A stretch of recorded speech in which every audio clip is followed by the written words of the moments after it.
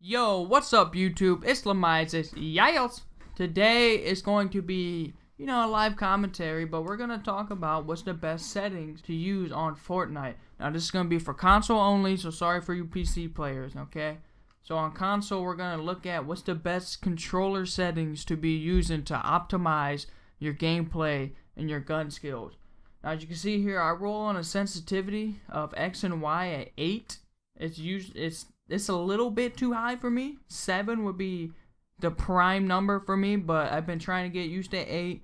It affects my accuracy a little bit, I'm not going to lie, but it makes my building so much more faster and fluent. So what I'm going to do is I'm going to bump it up to 9. So it's going to hurt my accuracy even more, but I'm going to play on 9 for a couple games and then set it back down to 8. That way 8 feels a lot more natural to me when it comes to aiming. So that's actually that's a nice tip to be using when you're trying to get used to higher sensitivity. I like to start out slowly working my way up, but once I make it to my goal, I play on that for a little bit, and then I go 1, sometimes even 2 higher, and I set it back down. That way it feels a lot more natural when you're trying to use it. You gotta get uncomfortable, and the more uncomfortable you get, the easier it will be to learn the lower setting. So that's my tip on that when you're trying to get used to a higher sensitivity. A higher sensitivity is optimal for building, but not as optimal for accuracy, so you gotta find your sweet spot. I play on an 8, but mostly it's preference. I wouldn't recommend anything under 5. 5 I would say would be the lowest for me, and 10 makes it a little bit too much. Even building's not as fluent with 10, so I would say 5 to 9 is where you want to stay around. Now, controller scope and controller ADS sensitivity, I play on a 0.45. I would recommend anywhere between a 0.4 to a 0.5 is usually where I would recommend. You can adjust it. It's very subtle. Now, what it is, controller ADS sensitivity would be like if you're ADSing with a SCAR. ADS stands for aim down sight. So, when you hold in the left trigger or the L2 button if you're on PlayStation, that's when you obviously aim down sight. Now, if you're using a SCAR, M16, SMG, shotgun, it doesn't really matter what it is. As long as it doesn't have a scope, that's what that is. Now, controller scope sensitivity is snipers, crossbow, which has been recently taken out the game, and the scoped AR. Those are all the scope sensitivities. Usually, I keep my scope and ADS sensitivity at the same, because essentially scope sensitivity is ADS. When you hold an LT, that's what it is. You don't want it to be too fast, and you don't want it to be too slow. You don't want it to be too slow because then you can't keep up with your target. And if it's too fast, those subtle changes in your accuracy to trace your target, it's going to become a lot more harder when it's so fast. So 4.5 is what I play on. I think most people play on 4.2. That's what I think I've gathered from, but 4.5 is where I'm at. Invert view, leave that as off. Safe zone, leave that as normal. Streamer mode, don't really need to worry about that. HUD scale, keep that normal. Spectator count, it's up to you. If you want to know how many people are spectating you, go ahead and turn it on. If you don't really care, turn it off.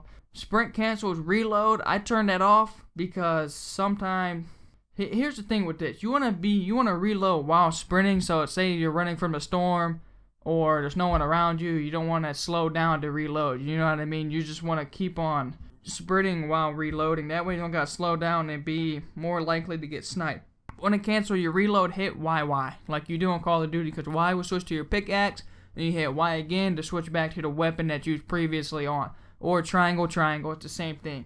Tap to search or interact, I would just leave that as off. Toggle targeting, leave that as off as well. Auto equip better items, it's not a bad thing to have on, to be honest. It's really up to you. I haven't really messed around with it. Obviously, if I have a purple heavy, there's a gold heavy on the ground, and if I pull out my pickaxe and just swipe it with X, it'll switch those two out. So, it's not really a big deal, but sometimes, I'll have 2 of the same weapon, and it's not very often, but sometimes I have 2 of the same weapon, so I'd like to leave it off just in case that ever happened. Aim assist, obviously keep that on. Always want to keep on aim assist. Reset building choice.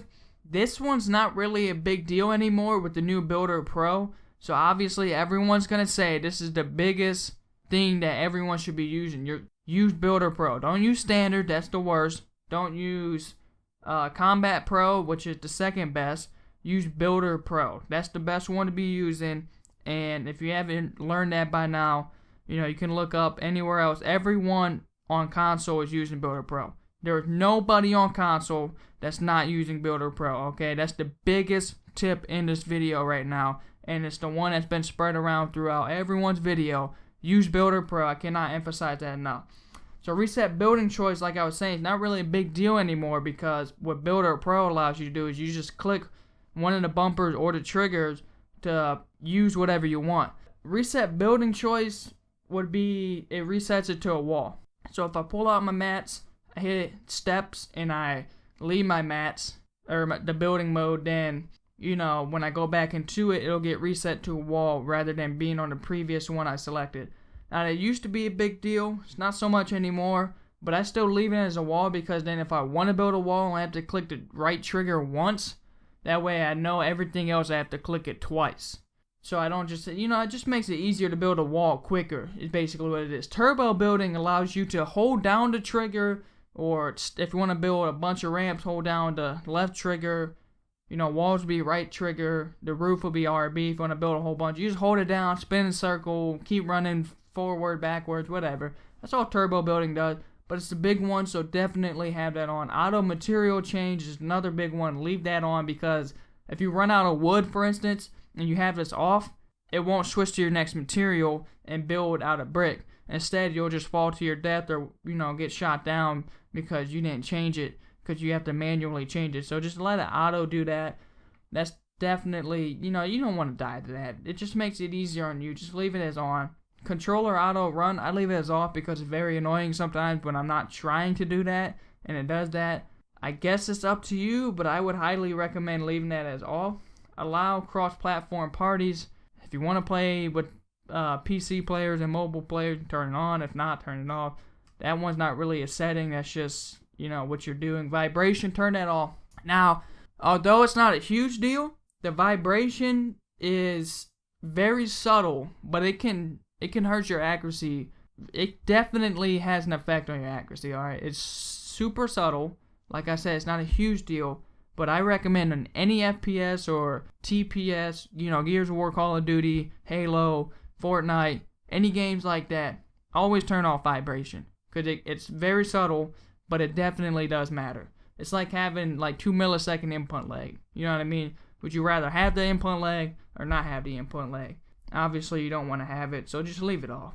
Record replays, up to you. If you want to go back and watch your replays to take notes from them and learn what you did wrong or what you did right, or watch somebody else that was in, say, somehow you play with Ninja on Xbox, even though you didn't play on Xbox. You know, say something like that happened, you know, it's up to you, really. Record large team replay. This one says allow disabling replay recording in large team modes, which may improve performance. Not really a big deal. I just leave it as off. It really doesn't matter. Yeah, that one doesn't really matter. So brightness, I leave it at 0.50. This is a very bright game, so it's not really a huge deal. You can figure out how you want it. That's all preference on you. Audio, I don't like the music volume as it gets annoying, so I leave that as off. Sound effects at 0.5. Dialogue 0.4. Voice chat 0.65. Cinematics 0.5. Subtitles I like to leave on, and voice chat on. Colorblind, if you're not colorblind, don't worry about it. If you are, sorry, I can't help you out there. You know, it's really obvious, you know. Whatever it is, it's got the setting for you. Like I said, Builder Pro. Use Builder Pro. Standard is garbage. This is standard. You don't want this. This is the worst one. Quick Builder is also very bad. Don't use Quick Builder. Combat Pro. Now, essentially, Builder Pro, if you look at it from the, let me toggle the combat control. Now, this is Combat Pro. This is Builder Pro. See? No difference. On the combat side of things, there is no difference between the two. So, there's not really too much you gotta get used to. Now, if we go to the build controls, it's a little different. On Builder Pro, you know what I mean? You just click one of the bumpers or triggers. You can see at the top. I'm on Xbox, so click one of the bumpers or triggers, and that's the piece you select. X would be trap. Sorry that you hear my dog in the background drinking some water. Sorry about that. X would be traps. You got double tap that, and then you change the traps or the materials by hitting left on the D-pad. Yeah, there's not really too much to it. That's just what it is right there. There's a lot that's still the same. You know, Build a Combat Pro would be you use your bumpers to switch your pieces, hit RT to confirm, change material with LT. Just a lot more efficient and a lot quicker and fluid to do Builder Pro on that. So leave that as that, and then this one doesn't really matter. So So there you have it. That's it for this video today. My name's Lamizes. Yayels. I hope you enjoyed this video today. Please leave a like and comment anything down below as I will answer your questions. I'll see you next time.